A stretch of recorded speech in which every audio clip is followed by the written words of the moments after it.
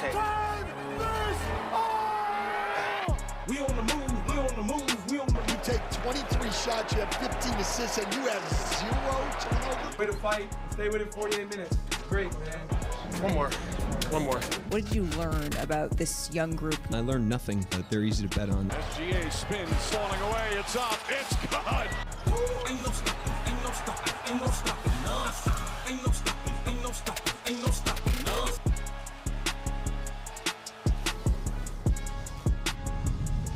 Welcome to NBA Today.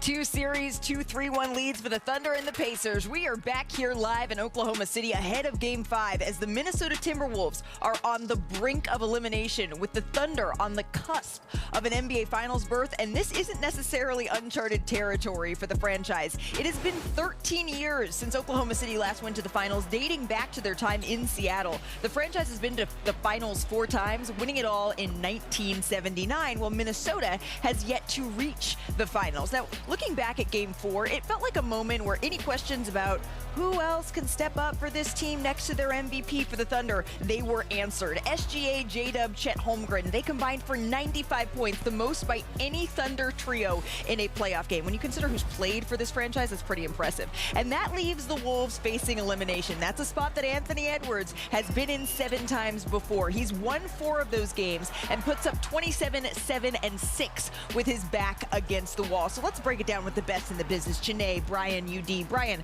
start this out for me. Fill in the blank. Game 5, it is going to come down to what? Margin of error, as in very small for the Minnesota Timberwolves. They just have to play almost perfect basketball. I thought they played even less margin for error here in OKC. To me, it's pressure. There's the pressure of elimination. There's the pressure to extend. But most importantly on the court, it's the pressure to attack the paint. So far, the Thunder have been excellent at that. SGA, he's a mid-range monster, but also it's hard to keep him in front. Now, Anthony Edwards and the Timberwolves, he needs to find the paint. Again, this is a team that at times settles for jumpers, but when he's most lethal is when he has those highlight plays. These 2 guys are going to be attacking the rim, and it's not the bigs, it's the guards. It's the guards that are trying to attack the inside. And for me, it's Julius Randle.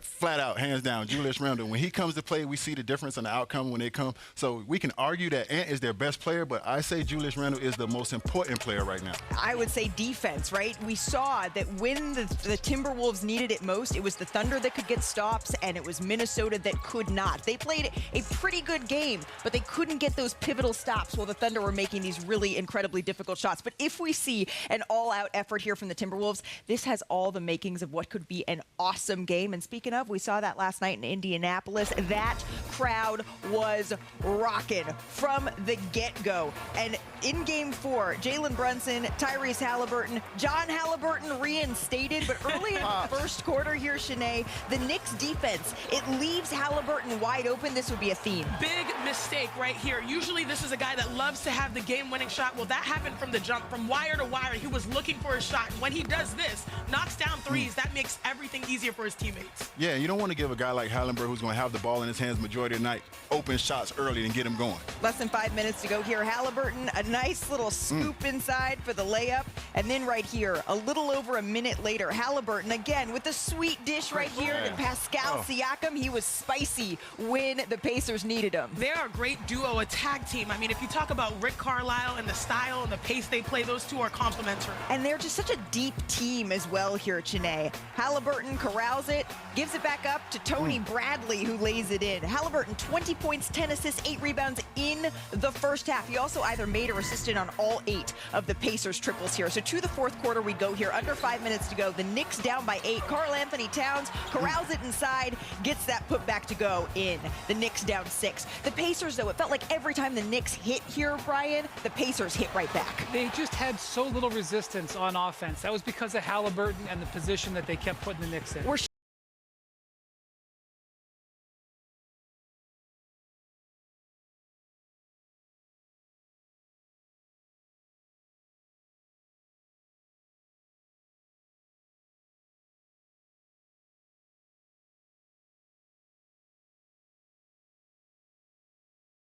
consistently guarded their best player, but it just hasn't guarded their best player, but it just hasn't quite worked in this series. Scary moment here, Karl Anthony Towns. It looks like they went knee to knee here, collided. He goes down clearly in pain here. He would stay in the game.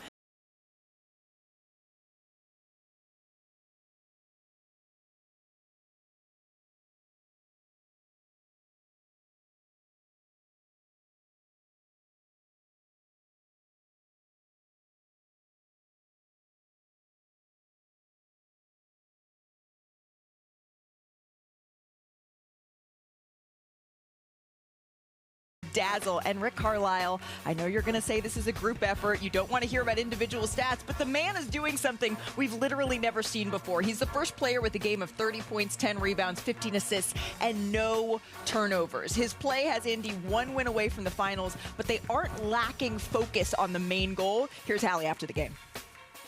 I was just trying to be aggressive, trying to respond. I felt like I let the team down in game 3, so it was important for me to come out here. And just make plays. And, guys put me in position to make plays and trying to play my game. And, man, it's a big win for us. Ty did some historic stat stuff tonight. That's great, but it's tough talking about stats when it's such a team thing right now. So, happy for him. It'll get celebrated on all the networks and stuff like that. But in our world right now, it's day 7 of 13, and tomorrow's day 8. And we've got to just keep our eye on the ball and keep focusing on each day. Hi, it's us. We're the networks, and we're going to celebrate those stats because it's hard to look past them. I know this is a special, special team, Brian, but in your mind, what did you see? Just a historic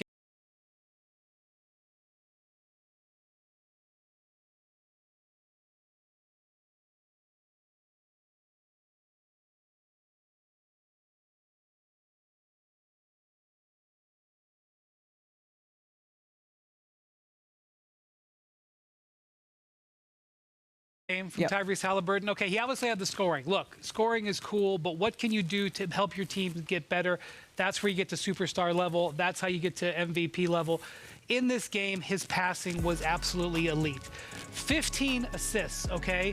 15 of 23 shooting. That means that he made 23 passes that led to shots, and they made 15 of them. Put it together, 67 points created by him scoring or setting up his teammates. That's an awesome number. And when you include the fact that all of his rebounds were defensive, and so he got the ball and got them going the other way with those fast breaks. He had 4 steals, which allowed him to start other fast breaks. And you can't compute no turnovers, so there was no blemishes on that. It's the apex of efficiency at a high value time. The thing that makes this team special to me is how everyone stars in their role. I mean, we talk about Naismith, we talk about Nembhard, but they bring in a guy like Bradley who hasn't played. Thomas Bryant has been getting those minutes, all the way down to a guy like James Johnson, who's been in the locker room with me, who doesn't play at all. But you see all these guys rave about his leadership and what he brings to this team. Everyone stars in their role, and there's no egos. Even Carlisle, who's a wizard as a coach. Right, and when we talk about margin for error and how thin it is for a team like the Minnesota Timberwolves, it feels like the Pacers, their margin for error, it's a lot wider because they're so deep. It's because a guy like Ben Mathurin, who's struggled the last couple of games, can come in and give you 20 in 12 minutes off the bench. Like, it's that sort of effort that really separates this Indiana team. For some reason, they can't win on Indy 500 Day, but pace is so important for them, Sinead. You've been pointing it out all season long. Yeah, quick shots and turnovers are the Pacers' ticket to the NBA Finals. They had 22 fast break points, tied for the most so far in the postseason. And the last thing you want to do is Tyrese Haliburton, have him get a defensive rebound, because watch this right here.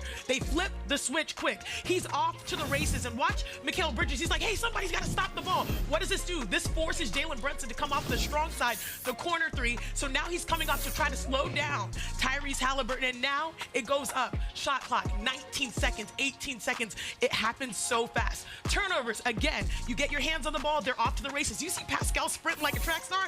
Now again, you have an advantage. That's the worst position you want to be, backwards to the basketball. Now you have the guy with the most vision in the NBA with 2 options, a 3 or a 2, a nice little pump fake to finish. This is a squad that just honestly honestly, they play the right way. They play fast. They distribute the ball. They can all shoot. They can all run. It is a track meet. You know how they say, you're a runner, you're a track star. They're all track stars, and they're running their way to the NBA Finals. You even see it in their half-court sets. And it's not just the team. It feels like Rick Carlisle is the perfect coach for this group, UD. I know that personally. Rick, you owe me a ring. You took one.